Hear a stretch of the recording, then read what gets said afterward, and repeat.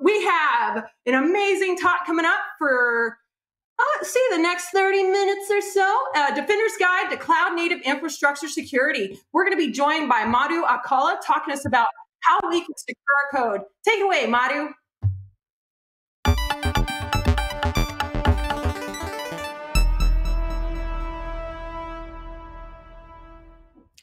Thank you so much for introducing me. So this talk we are going to look at Defender's Guide to the Cloud Native Infrastructure. So primarily we will look at what are the defense we can apply in terms of the cloud native infrastructure by following the defense in-depth strategies. So here, a little bit about me. So I work at Xebia as a cloud native security specialist. I have been quite past experience in doing cloud containers and Kubernetes security automation. So I have been speaking, training, and contributing my efforts to the community, and I have been keep learning new things. So I have been never-ending learner, right? If you have any questions, I think regarding the slides and stuff, you can tweet to me or follow me here. So let's get into the stuff. What exactly we are going to look into the next 20 minutes to 30 minutes. So we will look at why cloud native infrastructure, and we will also look at what are the different attack surfaces we will see in the cloud native infrastructure, because this is one of the main important thing, because once we understand why security is important, so that we can go ahead and understand what are the layers of defense in depth. And the main thing about this the session is applying these layers and defense in depth in each layer, so that we can able to take maximum defense strategy against these kind of attacks in modern world, right? So we will also conclude with a bunch of references and resources, so that you can go back and apply them in your day-to-day life. So before diving in, what is exactly cloud native, right? Because it's so many people talking in different ways and they have different definitions. So this one I have borrowed from the Cloud Native Computing Foundation. So as per Cloud Native Computing Foundation, Cloud Native basically describes once you have written the code and built an application, we can able to containerize that application and use that application to dynamically scale up, scale down, and manage the infrastructure within the cloud native workflows using automated delivery workflows. So it is nothing but a simple definition of how you can containerize the application and manage its development lifecycle. So if you look at this slide, which I have taken from the landscape, there are huge amount of resources and tools and technologies adopted in the cloud native world. And as it comes with modern tools and technologies, you can also see a security attacks coming into the place. So we will look at like what are the attack surface, then also we will look at how we can go about defending these attacks in the coming slides. So why exactly we need to go cloud native? Because we have data centers and cloud like providers and serverless, bunch of things are there, right? So the main the balance between for the developers and operations teams is once you build your the application in a modern way, like using containers, service meshes, or the modern technologies which provide API friendly approach, which means we are trying to reduce the friction between the teams and make sure once you build the application, it works anywhere seamlessly, and we can able to manage and observe that throughout the life cycle with minimum efforts, right? So this is the example analogy I have taken. If you look at this slide, this is like a traditional data center to coming till software as a service. Here, if you see in this example, like container as a service, here if you take an example, so we don't manage the underlying hardware as well as the virtualization. We're trying to only focus on the runtime as well as our application code and configurations.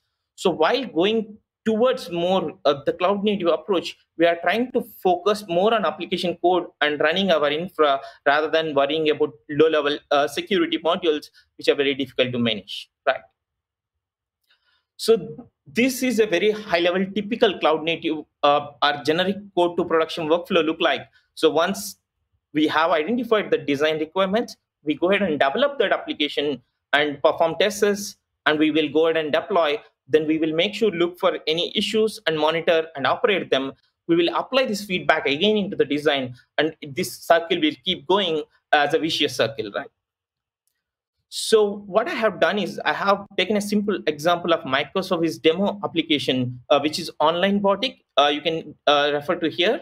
so which is built in a modern way using 10 microservices.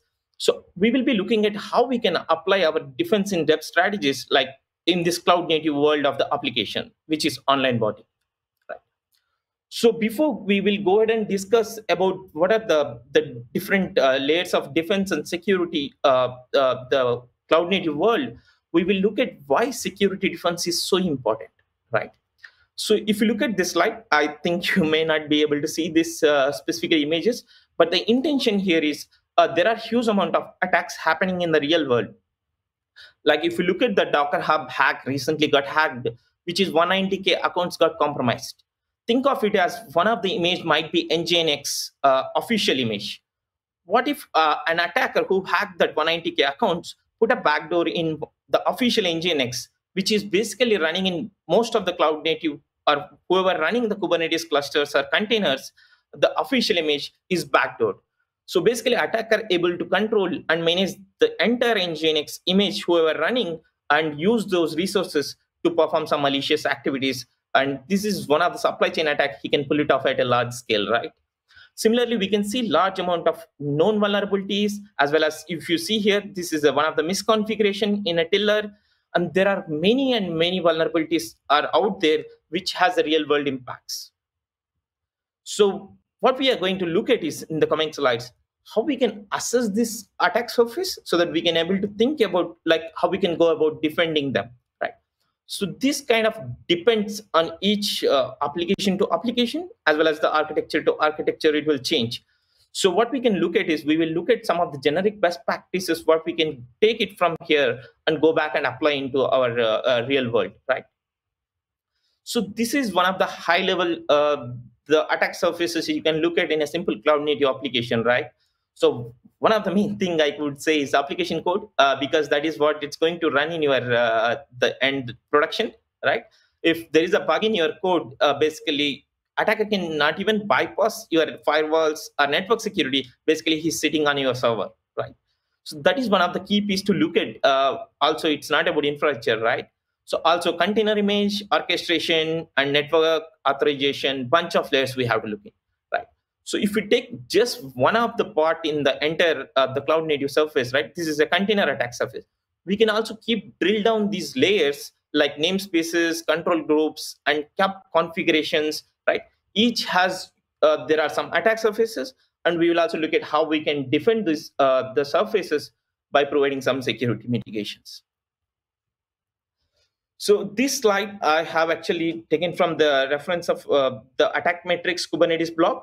So here, if you see, as a simple attacker, if he was able to think about like how much attack impact it can have from initial access of gaining simple cloud credentials to make sure go ahead and execute and persist at the backdoor by using like things like daemon set, maybe he can still hold off, and privilege escalating into the next infrastructure, and how we can go about discovering other resources by other attack surfaces, and also making a disruptive impact on the cloud native world, right? There is so many layers attacker can think of by following this tree structure, right? So as a defenders, we will also think about how we can apply the security defense in a different layers, right? So this is what we are going to take away from this entire presentation. So as we discussed, this slide or this entire session is focused on the infrastructure, but at the end, application security is one of the key important aspect, and this we cannot avoid from the entire the life cycle. So if you look at here in the high level, so some of the things you can be added into your pipeline or maybe development workflow is looking at how code quality the developer written by performing some kind of code quality checks using tools like SonarQube, for example. And also, if you wanted to go ahead and apply another layer, you can also use linters, which is integrated into your IDEs. While developer is writing code, it will try to identify known vulnerabilities patterns in your code base and trying to fix them before the code is pushed into the version control systems, right? And the third one, if you look at here, sensitive information or secrets analysis, this is one of the common thing most people underestimate and leaking a large amount of impact in the security industry, right? So this is not only for the cloud. most of the developers understood that the repository is going to be private, and committing AWS secret keys or some private API keys, which whenever it is going to be public, the code container has been compromised, basically this expose or give entire AWS root account to the access to the attackers, right? Looking for these kind of checks in a pipeline using tools like Git secrets or Truffle Hog, and preventing these secrets going into the production is one of the key checks as well you can apply, right? Similarly, there are multiple ways you can apply, like performing static code analysis, dynamic security analysis, and recently GitHub also introduced a feature called CodeQL. I think we have seen in the previous sessions as well, how we can able to use the same vulnerability to apply across your product or the code base to understand is there any same vulnerability will exist, and you can reuse this as your test cases and scan every time in your pipeline, right? So if you look at second part, once we have built the application, we have looked for known secrets, and we applied max defense in the application layer, right? So one of the key pieces when it comes to the infrastructure is having logs in place, right? So performing centralized logging and monitoring is one of the key things, as if something goes wrong, we have somewhere to look and what things going wrong. So applying and performing centralized logging and looking at these logs and having some kind of patterns on top of it, like correlation. If something goes wrong, go ahead and alert or take some actions like SOAR, like security orchestration and automated response, will give you more a defense, kind of a proactive defense for the defenders. And also, if you look at this slide example, the risk analysis, what we are trying to look at is you can also perform the risk of your infrastructure by performing some kind of automated analysis. Like if you look at this example, we are using a simple utility like Dockle, which performs CAS benchmarks against your Docker container and understand is there any known bug or vulnerability or misconfiguration before this container is going to deploy into the production. Like looking for, is this container running with root privilege, or it has given more capabilities, or it has some specific benchmarks not matching, so that they'll go ahead and alert, right? And also looking for known vulnerabilities, one of the things which has been huge impact, and using tools like Trivy, Claire, or Anchor, we can able to use this and integrate into your developer and SDLC lifecycle by performing checks. Is there any known vulnerability in my software or the container? So we will go ahead and fix these vulnerabilities before this container goes and run in the production, right? And also looking at application stuff. And if you look at this example, we are looking at KubeSec, which will basically trying to identify and analyze your orchestration or deployment manifest in your containers, orchestration systems, identify the risk. Like if this deployment will go into the production, these are the risks you can see, because we have extra capabilities given and more privileges attacker can gain. And also we can limit these kind of approaches by applying security profiles. Like if you look at here, it's a simple example of how we can apply traditional AppArmor. Like we will try to drop all the system calls, whatever required for the application. We will drop all the system calls and we will go ahead and apply the system calls which are only required to run this application. So that we are trying to provide only required capabilities, like least privileged or least possible access, so that we are trying to give as limited access as possible. And if you look at this slide, most of the ops team or developers thinks that by default, once you deployed in a Kubernetes, one namespace cannot talk to the another namespace, which is by default doesn't work, as Kubernetes works in a flat networking scheme, which means any pod or any service can talk to another service, right? So what we can do is we can apply network security policies like this. If you wanted to only allow this application talk to the exposed to the world, we can say that these labels are open to the world, but these labels cannot talk to these applications or the infrastructure, right? So applying network security policies is nothing but basic fundamental firewall rules in the clusters. And we have seen multiple attacks recently, again, as SSRF, I would say. This is not only specific to the containers or Kubernetes, it's in generic to the cloud. And we have seen also taken mitigations by most of the cloud vendors by applying some kind of metadata concealment.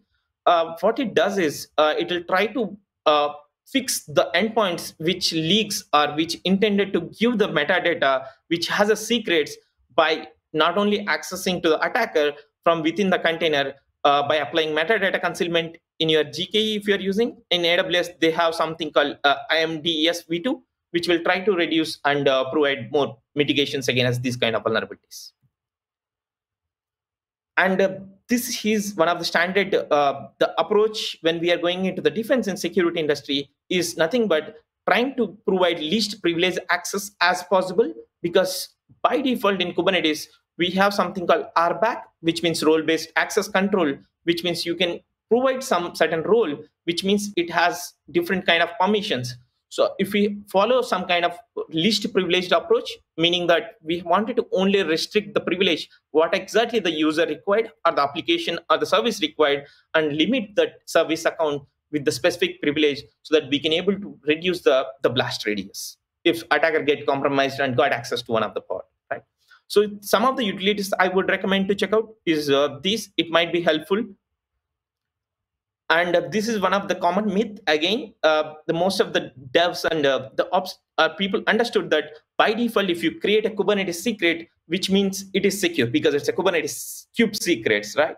So by default, these are not encrypted. By default, these are encoded in a base 64, which means if you are able to use your API keys or sensitive information in kube secrets, and the attacker able to gain access to one of these secrets, basically he will just decode using base 64 and able to get access to that API key. Using utilities like Vault Injector, you can able to create a sidecar and inject these kind of secrets within to the pod by allowing in a secure methodology is much better way to approach and provide this sensitive information to the applications. And this is one of the common thing, applying TLS everywhere, because if you wanted to make sure these services talk to each other using the TLS communication, using utilities like Cert Manager will help you to build Let's Encrypt certificates within the cluster for your ingress and expose them to the rest of the world. So before concluding the infrastructure part of the security, I wanted to introduce pod security policies. These are fundamentally one of the best way to approach the security defense in depth, because once you consider applying pod security policies, as these will apply at cluster level, you can able to take maximum impact of defense by applying pod security policies at your clusters, so that you can able to restrict or prevent more attacks by applying defense in depth. Like we will trying to disable not giving host access, or not running read-only root file system, making sure running read-only file system, and dropping the capabilities which are not required. So this kind of gives you more defense, or like more kind of the security mitigations as much as possible in the clusters. And if you wanted to go beyond these levels, you can also go look at things like Open Policy Agent, which is a policy agent engine, which you can not only apply at specific level, like you can use the utilities like Open Policy Agent to apply and perform checks at your Kubernetes admission control level, or your API level, or your infrastructure level. So whatever the each layer, you can apply these rule engines to validate whether it is allowed or not against this rule and policy, and you can able to allow or deny these things. Right. So before concluding, if you wanted to look at not only the application layer, supply chain, as well as the infrastructure, runtime is also one of the key things to look at. And as most of the services in immutable world will come up and go, we don't know what is exactly happening. So looking at runtime security also one of the key area in the cloud native world, right? So using utilities like gvisor and Firecracker will help you to sandbox your container runtimes, and by providing a virtualized layer with the minimum capabilities and isolation as possible, right? So if you look at this example, I have given the reference URL to the demonstration. So we can use utilities like sysdigfalco to create a predefined rule set for certain attacks. If we have identified certain attack happened within the container, we can go ahead and detect these attacks and also able to take actions using open source tools like sysdigfalco with the runtime security protections. Right. So once we have applied these all protections and the security at different layers, identifying and auditing them using like CIS benchmarks at containers level, Kubernetes CIS benchmarks at your clusters level, and auditing your entire clusters will give you a holistic approach of what all things we are still missing, and we can go back and apply this feedback how we have seen code to production workflow, we can go back and apply the security mitigations, whatever it is lacking, and it will try to give you maximum security possible posture for your entire Kubernetes cluster. These are some of the high-level references and best practices I have curated. I think it would be really helpful for you to go through them and add more and more levels of the depth of security checks. Right? And to conclude, for developers, if you wanted to follow this cloud-native approach, the 12-factor app is one of the greatest way to go and learn about how you can build an application into the modern world.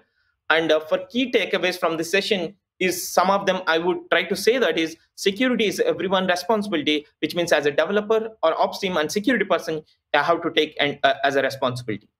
And also applying zero trust model, which means you don't want to trust anything, and by performing network security policies, containment is very important. And follow least as much possible, giving privileges like least privilege principle is very useful for them.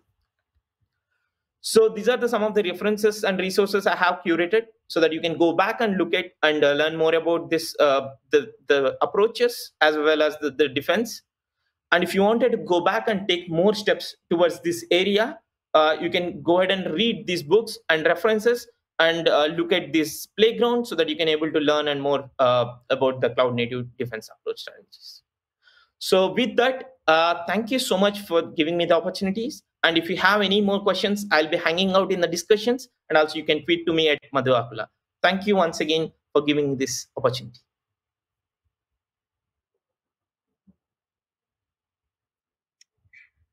Bye, Madhu. Thank you so much for joining us. It was fantastic. Thank you so much. It was my pleasure. Thanks, Madhu. We'll see you in the Q&A. Sure, definitely.